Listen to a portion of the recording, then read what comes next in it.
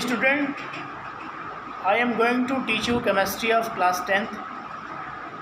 बेटा previous lecture में हम लोग पढ़ चुके थे डिस्प्लेसमेंट रिएक्शन क्या है। जो अब हम लोग पढ़ने जा रहे हैं उसमें हम लोग ये पढ़ेंगे डबल डिस्प्लेसमेंट रिएक्शन क्या होता है। ठीक है, डबल डिस्प्लेसमेंट रिएक्शन। और डबल डिस्प्लेसमेंट रिएक्शन में हम लोग ये देख रहे हैं कि the reaction in which two compounds react to form two other compounds by mutual exchanging of atoms और group of atoms are called double displacement reaction. यानी इस तरह के रिएक्शन में जो आयन्स होंगे उनका एक्सचेंजिंग होगा। दैट मीन्स एक्सचेंजिंग का मतलब कि एक दूसरे की पोजीशन लेगा और दूसरे पहले वाली की पोजीशन लेगा। ठीक है, एग्जाम्पल के रूप में आप देख सकते हो जो सिल्वर नाइट्रेट है सोडियम क्लोराइड के साथ रिएक्ट करके सिल्वर क्लोराइड और सोडियम नाइट्रेट प्रोडक्ट का फॉर्मेशन कर रहा है, जिसमें सिल्वर नाइट्रेट यानी सिल्वर की पोजीशन सोडियम लिया हुआ है जिससे सोडियम नाइट्रेट बना हुआ है, और NaCl जहाँ Na की पोजीशन है मैंने सोडियम की पोजीशन में सिल्वर पोजीशन लिया है। दैट मीन्स कि आपका सिल्वर क्लोराइड जैसे प्रोडक्ट का फॉर्मेशन हुआ है। तो इस कंडीशन में हम लोग ये देखेंगे कि जो सिल्वर है वह सोडियम की पोजीशन को लिया हुआ है और सोडियम किसकी लिया हुआ है, सिल्वर की। तो in this reaction we see here the silver exchanging with sodiums. That means कि इस फिनोमेना में डबल डिस्प्लेसमेंट रिएक्शन में आपके दोनों आयंस की एक्सचेंजिंग हुई है। ठीक उसी तरह से जो अगला एग्जाम्पल है बेरियम क्लोराइड जो होता है सल्फ्यूरिक एसिड के साथ रिएक्ट करके बेरियम सल्फेट और हाइड्रोक्लोरिक का फॉर्मेशन करता है। यहाँ ये देखना है कि हाइड्रोजन की पोजीशन बेरियम ने लिया है और बेरियम की पोजीशन हाइड्रोजन ने लिया है। अगला एग्जाम्पल में अगर कॉपर सल्फेट है CuSO4 H2S यानी हाइड्रोजन सल्फाइड के साथ रिएक्ट करता है तो कॉपर सल्फाइड और सल्फ्यूरिक एसिड का फॉर्मेशन करता है। यानी डबल डिस्प्लेसमेंट रिएक्शन में ओवरऑल रिएक्शन यानी इस रिएक्शन में आयंस की क्या होती है, एक्सचेंजिंग होती है। Confirm. Let us we will discuss another topic reactivity series of metals और रिएक्टिविटी सीरीज।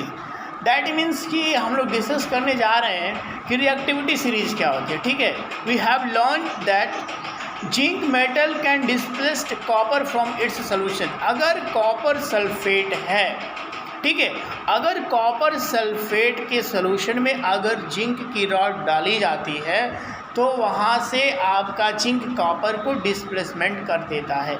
लेकिन वही अगर it may be noted that copper can not be displacement zinc from its solution, this means that the following reaction did not occur. कहने की meaning यही है कि अगर कोई जिंक सल्फेट का एक्वा सोल्यूशन है उसमें अगर कॉपर की रॉड डाली जाती है तो कोई रिएक्शन नहीं होता है, कोई फिनोमिना नहीं होती है। इसका रीज़न क्या है तो इस रिएक्टिविटी सीरीज पढ़ने के बाद हमको पता चल जाएगा कि इसका रीज़न क्या है। ठीक है बेटा, तो अगर आगे हम लोग बात करेंगे कि we know that some metals are chemically very reactive whilst other are less। कुछ ऐसे केमिकल्स हैं, ऐसे मेटल्स हैं जो हाईली रिएक्टिव है। जो हाईली रिएक्टिव मेटल अपने लो रिएक्टिव मेटल्स को क्या कर देता है, अपने साल्ट के सोल्यूशन से डिस्प्लेसमेंट कर देता है। अगर वही मोर रिएक्टिव मेटल यानी less reactive metals more reactive metals को डिस्प्लेसमेंट नहीं करता है, इसीलिए ये रिएक्शंस नहीं होती। यानी what is do mean by reactivity series, तो इसकी मीनिंग ये है बेटा कि the arrangement of metal in the decreasing order of their reactivities is called reactivity series और एक्टिविटी सीरीज ऑफ मेटल्स।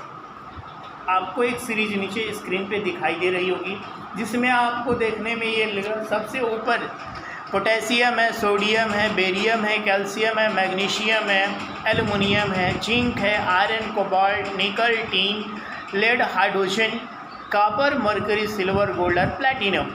कुछ ऐसे मेटल्स हैं जो मेनली जो आपके सिलेबस में हैं उन मेटल्स का। ऐसे तो रिएक्टिविटी सीरीज सभी एलिमेंट्स की होती है, लेकिन हम लोग बात करेंगे इनकी जिनके हम लोग के सिलेबस में दिया हुआ है। ठीक है, तो यहाँ देखने को ये है कि सबसे ऊपर किस सिचुएटेड है आपका पोटेशियम। पोटेशियम अपने नीचे वाले किसी भी एलिमेंट को डिस्प्लेसमेंट कर सकता है, वाइल जबकि सोडियम पोटेशियम को डिस्प्लेसमेंट नहीं कर पाता है। क्यों? क्योंकि पोटेशियम जो है मोर रिएक्टिव है देन सोडियम, यानी सोडियम को देखा जाए और पोटेशियम की तुलना किया जाए तो पोटेशियम ज़्यादा रिएक्टिव है सोडियम से, इसलिए सोडियम जो होगा यानी पोटेशियम होगा वह सोडियम को क्या कर देगा, डिस्प्लेसमेंट कर देगा। ये सारी प्रोसेस यानी ये सभी मेटल्स अपने नीचे वाले किसी भी एलिमेंट को डिस्प्लेसमेंट कर सकते हैं। ठीक है, ये रिएक्टिविटी सीरीज पढ़ने का यही फ़ायदा है कि हमको ये पता हो जाएगा कि कौन सा रिएक्शन होगा और कौन सा रिएक्शन नहीं होगा, यानी किसके साल्ट सोल्यूशन से उस आयन की एक्सचेंजिंग हो सकती है और नहीं हो सकती है। और नीचे देखेंगे मिड पॉइंट में जो आपका हाइड्रोजन है, हाइड्रोजन से नीचे जितने भी आपको मेटल दिख रहे हैं वह सभी लेस रिएक्टिव हैं, यानी वह बहुत ही कम रिएक्टिव है। ठीक, तो इस तरीके से ये अरेंजमेंट है एक मेटल का, जिसमें decreasing order of their reactivity, जैसे ही हम लोग नीचे की तरफ बढ़ते जाएंगे इनकी रिएक्टिविटी क्या होती जाएगी, घटती जाएगी। ठीक है, अगर इनकी रिएक्टिविटी घट रही है तो हम लोग बात करेंगे अगले पॉइंट पर। देखो बेटा अगला पॉइंट क्या है, ठीक है, यानी इन द जनरल वे हम लोग कह सकते हैं a more reactive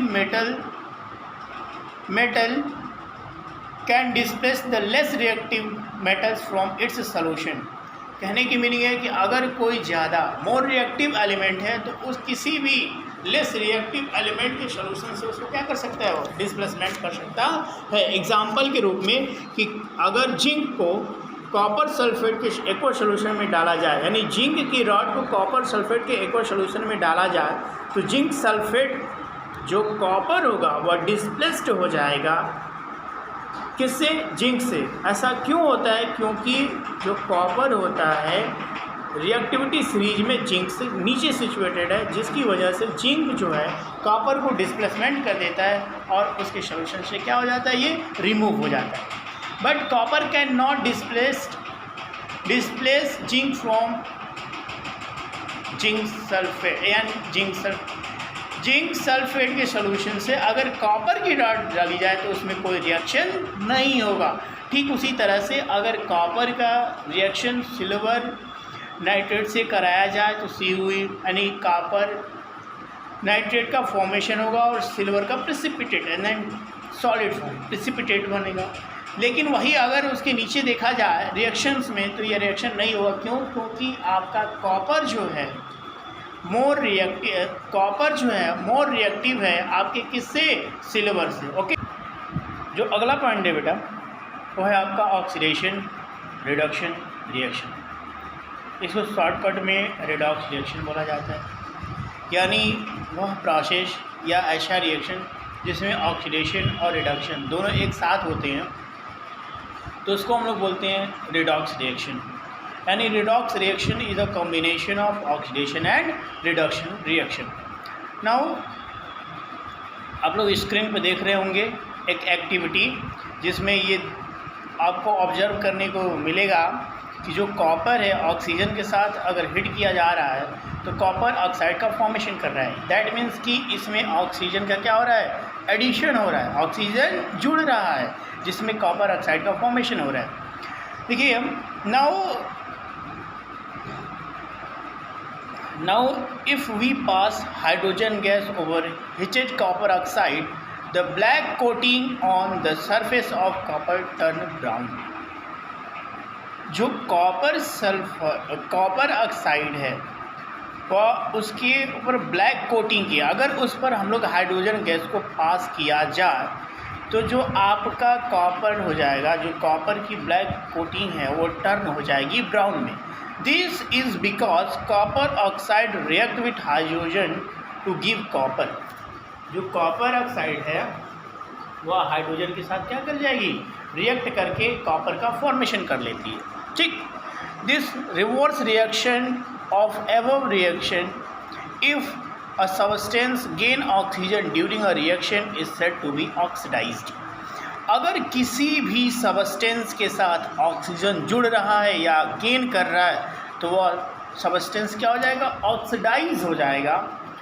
on other hand if a substance loses oxygen during the reaction it said to be reduced. अगर कोई भी सबस्टेंस ऑक्सीजन को लूज कर रहा है, दैट मीन्स कि वो क्या हो रहा है, रिड्यूस हो रहा है। क्या हो रहा है, रिड्यूस हो रहा है।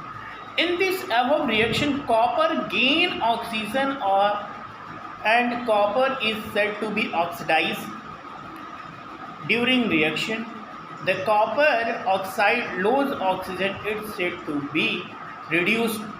In other words, यानी ये हम लोग बता सकते हैं कि अगर कोई भी सबस्टेंस के साथ ऑक्सीजन ऐड हो रहा है तो दैट मीन्स कि उसको ऑक्सीडाइज हो रहा है। अगर ऑक्सीजन लूज कर हो रहा है तो वह रिड्यूस्ड हो रहा है। ठीक है। In other words, one reactant gets oxidized while the other gets reduced during a reaction. यानी रिएक्शन के दौरान अगर एक का ऑक्सीडेशन और ऑक्सीडाइज हो रहा है तो दूसरा क्या हो जाएगा, रिड्यूस्ड हो जाएगा। ठीक है। Oxidation and reduction occur side by side और hand to hand. Such reaction are called oxidation, reduction reaction और शॉर्ट फॉर्म में इसको रिडॉक्स रिएक्शन कहते हैं। यानी जिसमें ऑक्सीडेशन और रिडक्शन दोनों की फिनोमिना होती है। देखेंगे यहाँ पे जो कॉपर ऑक्साइड है, नीचे एग्जांपल में जो कॉपर ऑक्साइड है, ठीक है, कॉपर ऑक्साइड यहाँ ऑक्सीजन को क्या हुआ है, लूज़ कर दिया, लॉस कर दिया है। ठीक है, जिसकी वजह से यहाँ कॉपर में रिडक्शन हुआ है और हाइड्रोजन के साथ क्या हुआ है, हाइड्रोजन ऑक्सीजन के साथ जुड़ के वाटर का फॉर्मेशन किया, जिसमें हाइड्रोजन में क्या हो रहा है, ऑक्सीडेशन हो रहा है। ठीक है, कंफर्म, ओके। ठीक है बेटा, इतनी बातें आप लोग ध्यान रखेंगे।